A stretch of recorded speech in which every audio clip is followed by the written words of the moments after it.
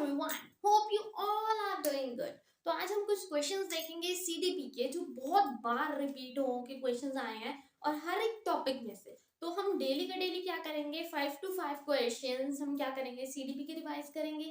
बाकी साइंस का कंटेंट मैं डालती रहूंगी, आपको अपलोड करती रहूंगी डेली का डेली और आप उस पे से रिवाइज कर सकते हो।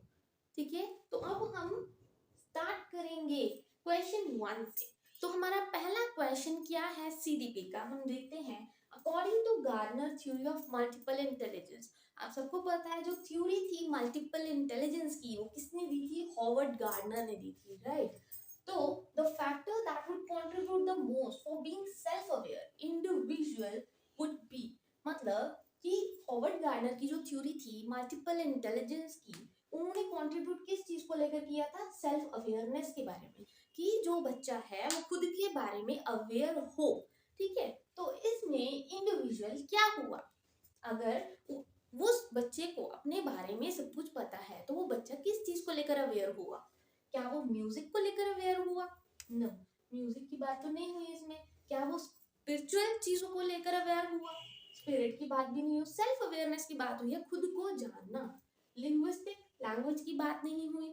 तो उसमें क्या हुआ, इंट्रापर्सनल आप सबको पता है कि जब इंसान की अपनी ही बात हो, इंडिविजुअल को खुद के बारे में अवेयर होना हो तो उसको हम इंट्रापर्सनल बोलेंगे। और जब इंटरपर्सनल की बात आती है तो सेकंड पर्सन भी बीच में आता है। इंट्रा होता है कि सिर्फ खुद को जानना, तो पहले उसका आंसर क्या है, इंट्रापर्सनल। सेल्फ अवेयरनेस की बात हुई है, यहाँ पे खुद की बात हुई है तो वो इंट्रापर्सनल होगा। ठीक है जी, सेकंड क्वेश्चन देखते हैं। While teaching as per lesson plan, जैसे कि एज अ टीचर आप अपना लेसन प्लान बना के लेके गए, ठीक है जी। As a teacher lesson plan के अकॉर्डिंग आपने क्या किया, generally teachers give least weightage to, कि जो टीचर्स हैं वो सबसे कम किस चीज पे ध्यान देती हैं। जैसे कि फॉर एग्जांपल हम खुद लेसन प्लान बना के लेके गए, हम सबसे कम किस चीज को इंपॉर्टेंस देंगे, प्रीवियस नॉलेज टेस्टिंग को देते हैं हम इंपॉर्टेंस, लीस्ट इंपॉर्टेंस पूछा है किस क्यों कम देंगे हम प्रीवियस नॉलेज टेस्ट करते हैं क्योंकि उसमें कॉलम बनता है एक अलग से प्रीवियस नॉलेज टेस्टिंग का, तो हम उसको तो ध्यान में रखेंगे। मोटिवेटरी क्वेश्चंस क्या हम ये पूछते हैं, नहीं। प्रेजेंटेशन ये भी हमारी सही होती है, हमें पता है लेसन प्लान बनाया है उसके अकॉर्डिंग हमने उस चीज को प्रेजेंट करना है। फिर आ जाता है ब्लैक बोर्ड राइटिंग, ये भी उसमें एक कॉलम होता है। बट हम मोटिवेटरी क्वेश्चंस को इतना वेटेज नहीं देते जबकि इसको देना चाहिए। क्योंकि देखो आप मोटिवेटरी क्वेश्चंस पूछोगे, बच्चों को इंट्रोड्यूस करोगे, कुछ क्वेश्चंस पूछोगे, तभी तो बच्चा एक्टिव होगा क्लास में। ठीक है, तो मोटिवेटरी क्वेश्चन को हम कम सबसे कम वेटेज देते हैं जबकि हमें इसको सबसे ज्यादा वेटेज देनी चाहिए। ठीक है जी।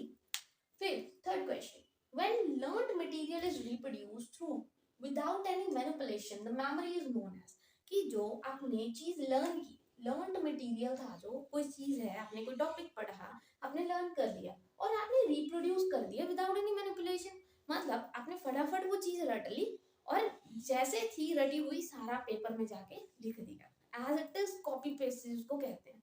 तो वो जो आपकी मेमोरी है उस मेमोरी को हम क्या बोलेंगे।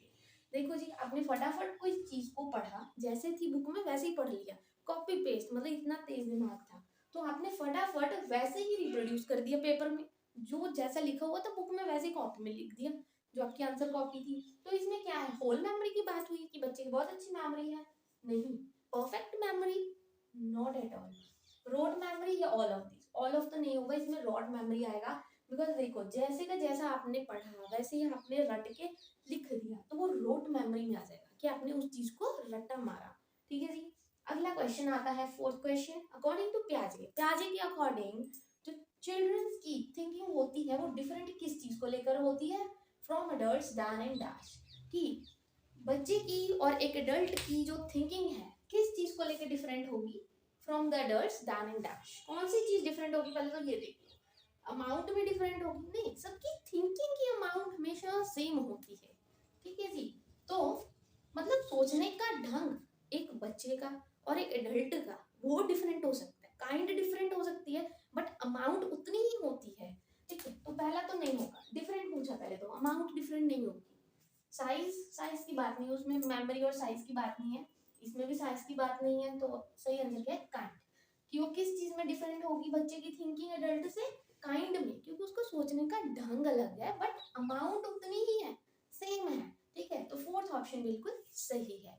Now comes up to the last question, dash are an important aspect of the process of meaningful construction of knowledge, कि हम कब कहेंगे कि हमने नॉलेज को एक मीनिंगफुल नॉलेज गेन की, कोई अच्छी नॉलेज हमने गेन की, ठीक है।